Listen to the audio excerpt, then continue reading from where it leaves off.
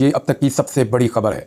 यानी 8 फरवरी को जो एक सानहा हुआ, जिन लोगों ने पाकिस्तान के अंदर एक हुकूमत बनाई और धांधली के साथ एक हुकूमत बनाई, तो धांधली का फ़ायदा उठाने वालों के लिए 8 फरवरी किसी साने से बड़ा नहीं था। उस दिन लोगों ने जो है वो 14 तबक रोशन कर दिए इमरान खान के तमाम मुखालिफिन के।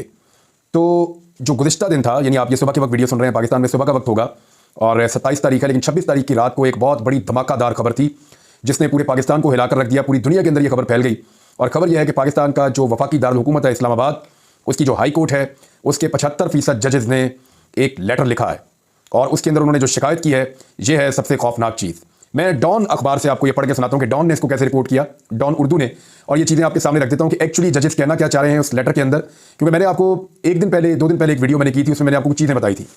मैंने आपको बताया था कि इस्लामाबाद हाई कोर्ट के जो चीफ जस्टिस हैं वो तनहा रह गए हैं, बाकी जजेस जो हैं वो बहुत तंग आ चुके हैं, बहुत सारी चीज़ों में बेजा मुदाखलत हो रही है और वो चाहते हैं कि अदलिया की जो स्पेस है वो अदलिया को वापस मिले। इसी तरह लाहौर हाई कोर्ट में बेचैनी है, पेशावर हाई कोर्ट में बेचैनी है, इस्लामाबाद जो सुप्रीम कोर्ट है वहाँ पे कुछ जजेस में बेचैनी है। ये बातें फैल रही हैं और जो लोग अदलिया को रिपोर्ट करते हैं वो ये बातें बता रहे हैं। अब इसका नुक्ता आगाज़ हो गया है। मैंने जब ये खबर पढ़ी तो उसके बाद मैंने जो पहला ट्वीट किया था वो यही था कि बारिश का पहला खतरा देखना ये है कि ये जो बारिश हुई है ये एक सैलाब में कन्वर्ट होती है या इसके आगे बंद बांधा जा सकता है। क्योंकि अभी तक जो चीज़ें नेचुरल अंदाज में हो रही हैं या आइन और कानून अपना रास्ता बनाने की जब भी कोशिश करता है तो उसके रास्ते में एक बंद बांध दिया जाता है।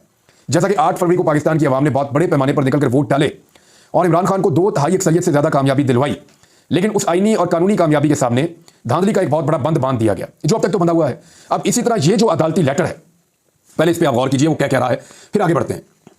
नंबर 1 खबर ऐसे है कि 6 हाईकोर्ट जजेस का जुडिशल काउंसिल को खत, अदालती उमूर में एग्जीक्यूटिव एजेंसियों की मुदाखलत का जिक्र इस खत के अंदर मौजूद है। जी, इस्लामाबाद हाईकोर्ट के 6 जजेस ने जजेस के काम में खुफिया एजेंसियों की मुबैना मुदाखलत और दबाव में लाने से मुताल्लिक सुप्रीम जुडिशल काउंसिल को खत लिख दिया है। इस्लामाबाद हाईकोर्ट के justice Mohsin Akhtar Kiyani, justice Tariq Mahmood Jahangiri, justice Babar Sattar, justice Sardar Ejaz Ishaq Khan, justice Arbab Mohammad Tahir और जस्टिस सिमन रफत इम्तियाज की जानिब से यह खत लिखा गया है।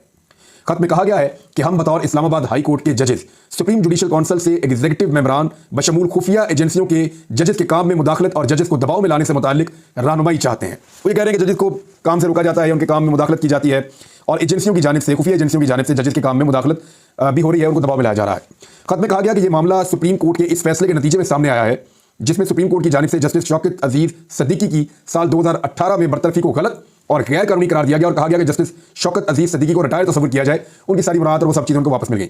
सुप्रीम जुडिशल काउंसिल की जानिब से जस्टिस शौकत अजीज सिद्दीकी को इस वक्त बरतरफ कर दिया गया था जब उनकी जानिब से ये इल्ज़ाम आयद किया गया था कि खुफिया एजेंसी के एहलकारों ने इस्लामाबाद हाई कोर्ट में बेंचेस की तश्कील और एहतसाब अदालत इस्लामाबाद में मुकदमात के ट्रायल में मुदाखलत की है। ये उन्होंने इल्ज़ाम लगाया था उस वक्त एजेंसीज के ऊपर जस्टिस शौकत अजीज सिद्दीकी साहब ने, उसके बाद उनको बरतरफ कर दिया गया था।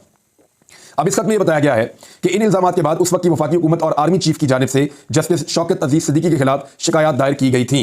उसमें कहा गया है कि सुप्रीम कोर्ट की जानिब से अपने हालिया फैसले में कहा गया कि किसी भी जज को सुप्रीम जुडिशल काउंसिल की जानिब से तहकीकात किए बगैर बरतरफ नहीं किया जा सकता। सुप्रीम जुडिशल काउंसिल एक बॉडी होती है जिसमें सीनियर तरीन जजेस मौजूद होते हैं जो जजेस के मामलों के ऊपर फैसला करती है और दीगर बड़े अहम जो मामला हैं उनको वो देखती है।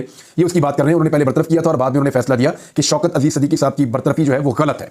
सुप्रीम कोर्ट ने अपने हालिया फैसले में जस्टिस शौकत अजीज सिद्दीकी की बरतरफी को बदनीयती पर मबनी करार दिया है।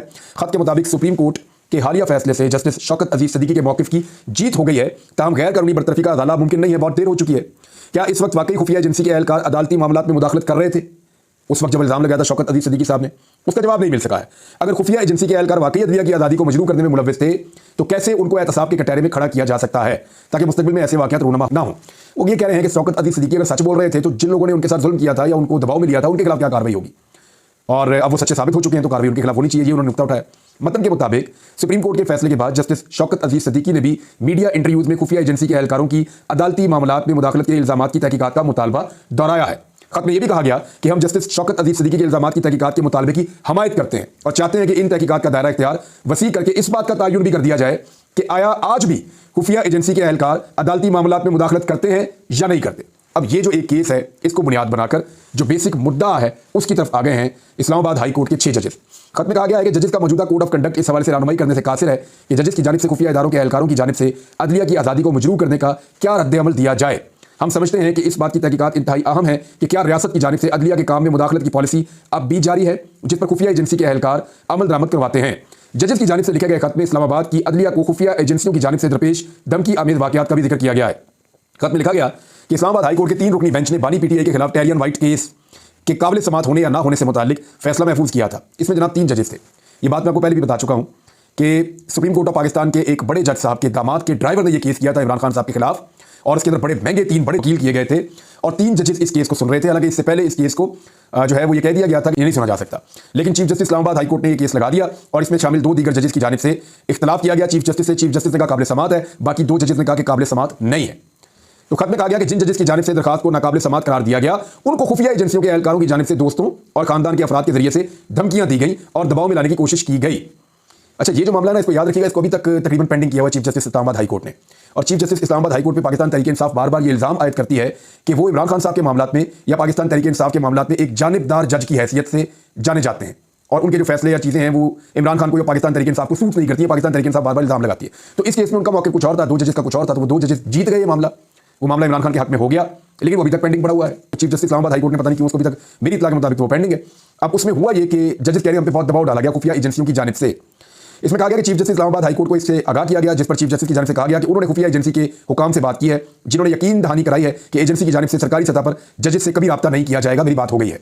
ताहम खुफिया एजेंसी की जानिब से मुदाखलत उसके बावजूद जारी रही। ये ISI के बारे में बात कर रहे हैं, एजेंसी के बारे में यहाँ बड़ा कैटेगोरिकली उन्होंने इस लेटर के अंदर लिखा है। खत में कहा गया है कि मई 2023 में इस्लामाबाद हाई कोर्ट के एक जज के बहनोई को मुसल्लह अफराद की जानिब से अगवा किया गया। 24 घंटे बाद जब वो रिहा होकर आए तो उन्होंने बताया कि अगवा कानून की जानिब से दावा किया गया कि वो खुफिया एजेंसी के एहलकार हैं, उनको तशद्दुद किया गया, करंट लगाया गया और उनसे जो जज साहब हैं उनके बारे में वीडियो भी रिकॉर्ड करवाई गई।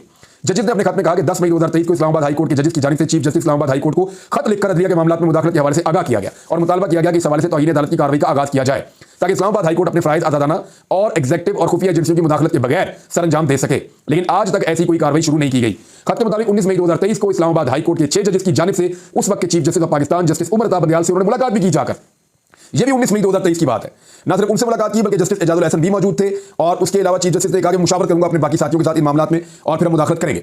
फिर ये जजेस गए जाके कादी फाइज ईसा साहब से भी मिले इस खत के मुताबिक, लेकिन कुछ नहीं हुआ। यह कहा गया कि साल 2023 की गर्मियों में इस्लामाबाद हाई कोर्ट के एक जज ने अपनी राइजगाह में मुंतकिल हुए तो मामूल की मेंटेनेंस हो रही थी। पता चला कि ड्राइंग रूम की दीवार के अंदर एक लाइट लगी हुई है, उसके अंदर कैमरा है, उसके अंदर चिप है, वहां पे ऑडियो वीडियो रिकॉर्ड होकर कहीं और पहुंचती है। फिर पता चला जो मेन बेडरूम है उस घर का, उसके अंदर भी रिकॉर्डिंग हो रही है और निजी जिंदगी जो है वो जज साहब की उसको फिल्माया जा रहा है।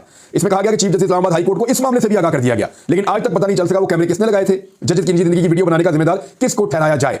खत में कहा गया कि सुप्रीम कोर्ट की जानिब से जस्टिस शौकत अली सिद्दीकी को रिलीफ तो मिल गया है, ताहम ये काफी नहीं है। बतौर जजेस हमारी जिम्मेदारी बगैर किसी खौफ खतर के आईन और कानून के मुताबिक इंसाफ की फरामी है। जजेस का कोड ऑफ कंडक्ट इन मामलों से निपटने के लिए कोई रानवाई फराम नहीं करता। अगर कोई जज खुफिया एजेंसियों की जानिब से इस किस्म के इक़दामात के इल्जामात आयद करता है तो सबूत भी उसे ही फराम करना होते हैं। सबूतों की फरामी से मुताल्लिक भी कोड ऑफ कंडक्ट रानवाई फराम नहीं करता। यह भी वाज़ेह नहीं है कि क्या जज इनफरादी तौर पर खुफिया एजेंसियों की जानिब से धमकियों और दबाव को रोकने की कोशिश करेंगे या अदलिया बतौर इदारा इसको रोकने के लिए इक़दामात उठाएगी। खत में कहा गया कि हम इस बात पर यकीन रखते हैं कि एक इनफरादी जज को chief justice of Pakistan justice Qazi Faez साहब की तरफ हाथ जोड़ने की जरूरत नहीं है, वो अकेले ही लड़ते सारी लड़ाई। फिर उन्होंने शौकत अली सिद्दीकी साहब का भी यहाँ पे हवाला दिया। उन्होंने कहा कि अदलिया की आज़ादी को बचाने और हिफाजत करने के लिए पूरे इदारे को जवाब देना जरूरी है। इस्लामाबाद हाई कोर्ट के जजेस की जानिब से खत में कहा गया कि हम दरखास्त करते हैं कि अदालती उमूर में इंटेलिजेंस एहलकारों की मुदाखलत और अदलिया की आज़ादी को मजरूह करने के लिए जजों को धमकाने के मामले पर गौर करने के लिए एक जुडिशियल कन्वेंशन बुलाया जाए। इसमें यह भी कहा गया कि इस तरह के कन्वेंशन के बारे में मजीद मालूमात हमें मिल सकती हैं कन्वेंशन में कि क्या दीगर हाई कोर्ट्स के जो जजेस हैं उनके ऊपर भी इस किस्म के तजुर्बात हो रहे हैं या वो भी ऐसी सूरत का सामना कर रहे हैं, और अगर ऐसा हो रहा है तो फिर अदलिया बेहतर फैसला कर सकती है कि कैसे जजेस को या अदलिया को तहफ़्फ़ुज़ फराहम किया जा सकता है। यानी अदलिया की आज़ादी को मजरूह करने वालों के लिए जिम्मेदारी का तयन करने के लिए एक तरीकाकार वज़ा किया जाए और इनफरादी जजों के फायदे के लिए यह वादे किया जाए कि उन्हें कब क्या करना है। अब ये डायरेक्शन मांगी गई है। अब पहले आप ये देख लें कि जो सुप्रीम जुडिशियल काउंसिल है उसके अंदर है कौन कौन, ताकि आपको आइडिया हो जाए कि इसकी जो फॉर्मेशन है सुप्रीम जुडिशियल काउंसिल की वो क्या है। सुप्रीम जुडिशियल काउंसिल के अंदर जो इस वक्त 5 जज साहिबान मौजूद हैं, मेरे पास यहाँ जो रिपोर्ट मौजूद है उसके मुताबिक इसमें चीफ जस्टिस ऑफ पाकिस्तान कादी फायद ईसा साहब हैं, जस्टिस मंसूर अली शाह साहब हैं, जस्टिस मुनीब अख्तर साहब हैं, ये 3 सीनियर जजेस हैं सुप्रीम कोर्ट के, और चीफ जस्टिस आमिर फारूक साहब हैं इस्लामाबाद हाई कोर्ट के चीफ जस्टिस हैं जिनके ऊपर पूरी चार्जशीट है इस खत के अंदर, और चीफ जस्टिस इब्राहिम खान साहब हैं, ये पेशावर हाई कोर्ट से। अब मामला ये है कि ये 5 जज साहिबान में एक तो मुतनाज़ हो चुके हैं जिनके बारे में बड़ा कैटेगोरिकली लिखा कि उनको बार बार आगाह किया, बार बार उनको बताया, लेकिन इसके बावजूद उन्होंने कोई रिलीफ नहीं लेकर दिया और जो जजेस हैं, साथी जजेस हैं, उनके तहफ़्फ़ुज़ के लिए या उनका हक दिलाने के लिए कोई किरदार अदा नहीं किया। अब दूसरी जानिब से जो PMLN के मीडिया अकाउंट्स हैं या हुकूमत के हमायती मीडिया अकाउंट्स हैं जिनमें खास तौर पे कुछ सहाफ़ी भी शामिल हैं, वो अब कीचड़ उछाल रहे हैं इन 6 जजेस के ऊपर। वो ये कह रहे हैं एक जज तो ऐसे है जिनके ऊपर कोई केस बनने वाला है, एक जज जो है उनकी कोई शहरियत का मामला है, किसी और जज के किसी भाई का मामला है, तो उन्होंने अजीबोगरीब किस्म के स्कैंडल्स इन जजेस के अचानक निकालना शुरू कर दिए हैं ये खत सामने आने के बाद। दूसरी जानिब से कुछ बड़े अहम मुतालबात सामने आए हैं। एक तो Islamabad high court bar association ने फौरी तौर पर एक हंगामी इजलास जो है वो तलब कर लिया है और उस इजलास में फैसला किया जाएगा कि आगे का लायबल क्या होना चाहिए। और दूसरी जानिब Lahore high court bar association में जो असद भट्ट साहब हैं उन्होंने फौरी तौर पे फैसला किया है और वो कल एक प्रेस कॉन्फ्रेंस करने जा रहे हैं इस हवाले से। हामिद खान साहब जो पाकिस्तान तहरीक इंसाफ के सीनियर रहनुमा भी हैं और पूरा एक ग्रुप है उनका बहुत बड़ा वकला का, उन्होंने मुतालबा कर दिया इस्तीफे का कि जो चीफ जस्टिस हैं इस्लामाबाद हाईकोर्ट वो फौरी तौर पर रिजाइन करें। शेर अफजल मरवत ने कहा है कि इंतहाई अफसोसनाक और काबिल मजम्मत इस्लामाबाद हाईकोर्ट के 6 मुअज़्ज़िज़ जजों का खत एक बुनियादी तब्दीली का पेशखैमा है। ना तो निजाम ना ही अदलिया बतौर इदारा एजेंसियों के खिलाफ इल्जामात को रद्द करने की पोजीशन में है। खत में पीटीआई के मौक़िफ़ की तौसीक़ की गई है कि इमरान खान की नजरबंदी साजिशी मनसूबाबंदी जाली और मनगढ़ंत है। इससे पाकिस्तान तहरीक इंसाफ के इस दावे को तक़वियत मिलती है कि पाकिस्तान तहरीक इंसाफ गंदे खेल का शिकार है और इस बात की तस्दीक करती है कि अवाम का मैंडेट चुराया गया है। हम मुअज़्ज़िज़ जजों के तहफ़्फ़ुज़ात को दूर करने के लिए सुप्रीम कोर्ट से फौरी तौर पर फुल कोर्ट की तश्कील का मुतालबा करते हैं और उम्मीद करते हैं कि इस फैसले से कानून की हुक्मरानी बहाल होगी और पाकिस्तान तहरीक इंसाफ के साथ होने वाली नाइंसाफी को खत्म करने के लिए मुनासिब इक़दाम किए जाएंगे। इसके अलावा जो है समीर इब्राहिम साहब सीनियर साहब हैं, उन्होंने लिखा कि जो कुछ भी इमरान खान के साथ हुआ बहुत सारी चीज़ें अब सामने आ गई हैं। जिस तरह उजलत में केसेस सुनाए गए तो ये अल्लाह ताला ने सारा मामला खोल कर रख दिया है। बैरिस्टर गौहर वो ये कहते हैं कि इस्लामाबाद हाईकोर्ट के जजेस का चीफ जस्टिस को खत नहायत चशमकुशा और फौरी कार्रवाई का मुतकादी है। इस खत ने उन बुनियादों को कौम और तारीख की निगाहों में बेनकाब कर दिया है जिस पर बिलखुसूस गुज़िश्ता 23 माह से मुल्क में जारी गैर आईनी, गैर कानूनी और गैर जमहूरी बंदोबस्त का पूरा ढांचा इस्तवार है। अवाम, अहले सियासत, अदलिया और इंतजामी अफसरान समेत माशरे का हर तबका इस मावराए दस्तूर रवायत की भेंट चढ़ रहा है।